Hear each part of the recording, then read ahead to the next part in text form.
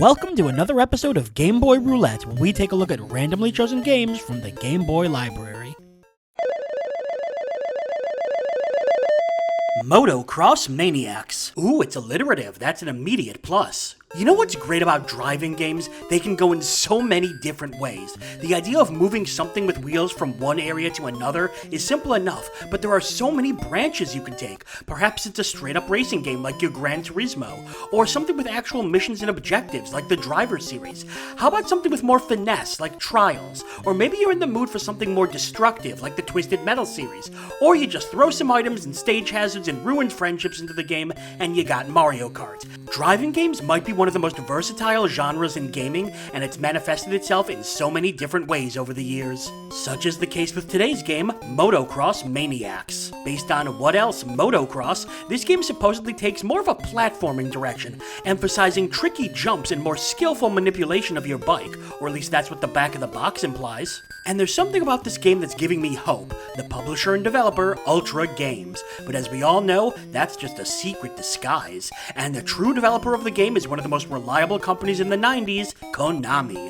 A platformer for the Game Boy made by Konami, much like last week's Mega Man 3, this one is practically guaranteed to be quality. The cover doesn't get too crazy, just a fun, slightly cartoony action shot of motocross. Presumably, that right there is the Maniac. And don't think I don't see your logo back there, Konami. I know what you're up to. Konami is offering up another game for the Game Boy for us, so get your helmets on. It's time for Motocross Maniacs.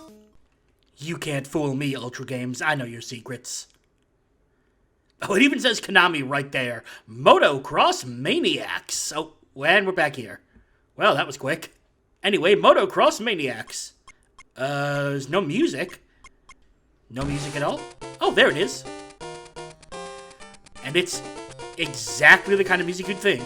Wow, this is surprisingly simple for a menu for a Konami game. Let's do select course 1, level A. Qualifying time 1:20. Meanwhile, an Excite Bike. What? What? Oh god, what? Oh my god, this is like actually Trials style. Yeah, okay, so when I'm in the air, I can rotate my my bike around. Yeah, like that. Oh, and I need to like manage my everything. I don't know what these letters I'm collecting are, but they seem important. Whoops. Oh, I'm dead. I'm fine. I have a tire now. Oh, that didn't help. This is, yeah, it's like Game Boy Trials. Oh no, I'm out of nitro.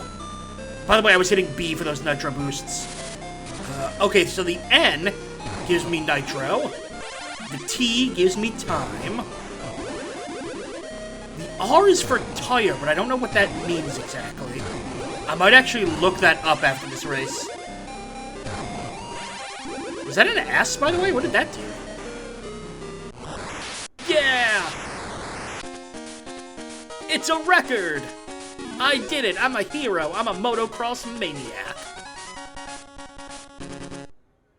That was an amazing jingle. Really quick, I'm just gonna look up what the letters all do. Okay, yeah, it's nitro boost, speed boost, time boost. The tire boost means I can go through, like the water or sand or whatever it is, smoother. But I'm trying to avoid that anyway, so onward. Go! Oh, these levels are getting kind of complicated. Yeah, okay, I can now notice I'm actually going a little faster through the tire area. Oh! Man, these are getting interesting. Okay, I leaned too far back there. Okay, I need to also learn to save my nitro. Okay, if I wheelie into those ramps, I can sort of hook onto them. Oh my god, this is very Trials. Huh. Oh, you literally have to have nitro at sometimes. I'll just stay in this endless loop hell forever. You know what? I want to see what the other courses are like. We're gonna go to course 7C. I think all they're gonna be doing is like rearranging levels. Ow! I keep hitting this popcorn. What? Hey! There we go.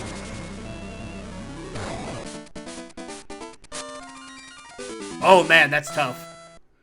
Okay, they are not messing around on some of the later levels. Wait a sec. Versus computer, what does that do? Is it like an actual one-on-one race? Yes, it is. I think I'm going to save this nitro for one of those loops again. See if I can get through it. Forward flip. I'm so good at this. Haha! See ya, loser. Like, I think I need 2 nitros to get up there. One to boost onto it, and another to boost up that loop. Yeah, this is actually quite interesting. It is pretty simple, but it's simple in a very fun way. The mechanics are basic enough that it can just sort of slot in different maps and let you find the fun that way. Very much on the, arcadey style of games rather than anything else. Oh, I'm out of time. No, the computer has bested me again. No! Let's do course 2B. There we go, yeah. You need to be very careful with your uses of nitro. What if I use it here? Haha! Beautiful. Yes, if you manage your nitro use, you can get to shortcuts. Beautiful, I love it. Again, this is just the kind of thing Konami did best. Take a concept and push it very far. Oh, but I'm out of nitro now. I like these games where it's just very basic gameplay, but they use that to slot in all sorts of different challenges. It's all about management of your speed, management of your nitro. I like it. I like it. Oh, these things are taunting me because I used up all my nitro already. Go. Ow. You know, this game would be kind of awesome for speedrunning. Is there a speedrun record for this game? So far, on the leaderboard, there's only one person. Which is surprising. This game seems perfectly built for speedrunning. Overall, certainly not the most in-depth game, but it's a fun driving game. With some nice strategy to sort of, manage all of your tools and power-ups. Seriously, we need to get a speedrunning community for this game going. Lord knows you guys will be better at it than I am.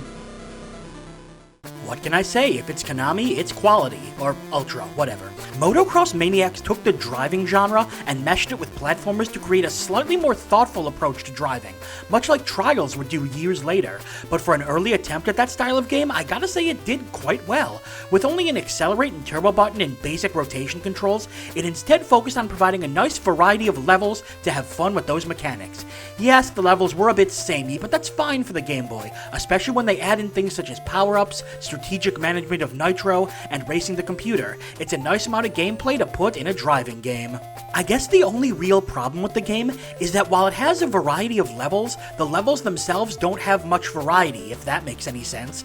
It was just platforms and loops all the way. Future levels show that they just added more loops or hazards throughout. That means the gameplay got more difficult, but it didn't particularly evolve. But that's not a huge problem. This is the kind of game where you don't really need to evolve the gameplay too much. It's more about getting a high score than anything. It reminds me a lot of Excitebike in that way, less about finishing the game and more about challenging yourself. So once again, Konami comes through with a quality game. It's worth checking out if you're in the mood for a challenging driving game without too much complexity to it. And I'll just be over here laughing at Konami's blatancy. God, they didn't even try to hide their logo. And that's all for another episode of Game Boy Roulette. Make sure to like the video and subscribe to follow the series as we continue to dig through the Game Boy vault. I'm Brian J, and I'll see you next time.